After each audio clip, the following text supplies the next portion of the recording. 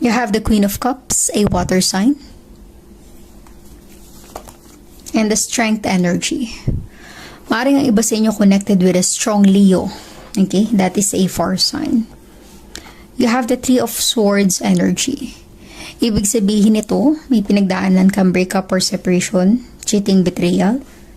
And right now, you are gaining your strength and confidence sa sarili na maka-recover or maka-move on. Maaaring ang iba sa inyo single parent or solo parent dahil ikaw ay iniwan, naloko. Okay? Hindi pinanagutan. Tinakbuhan ng responsibility. Water sign. Resonitacitus. Hindi ka pinanindigan. You have the Queen of Cups. You are trying to recover or move on. You are trying to heal yourself. Taking care of yourself. Usually the Queen of Cups, self-love, self-care. Maaring yun yung priority mo ngayon. Possible na ang iba sa inyo, maaring humihingi ng advice sa mga taong naka-experience na ng ganitong sitwasyon. Posible rin na nanonood ka ng mga videos or mga yung alam mo yung nakaka-empower na motivational messages na pwedeng makatulong para maka-recover ka or maka-get over. Really getting here, water sign, na para bang tinutulungan mo rin naman yung sarili mong maka-move on.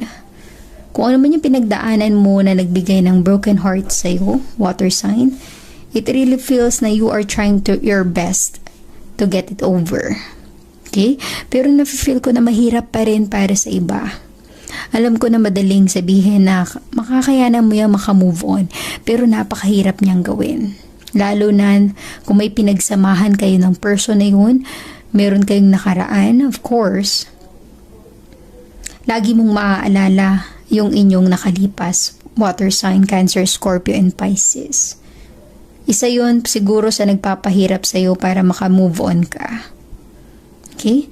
Pero you have to be confident sa sarili mo. Gain your strength and confidence para na rin sa mga taong mahal mo sa buhay.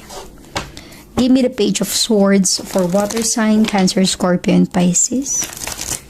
Give me the Page of Swords for water sign, Cancer, Scorpio, and Pisces.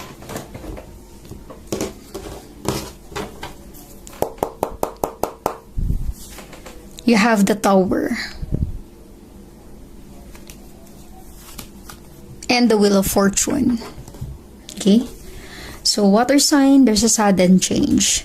May biglaang pagbabago sa connection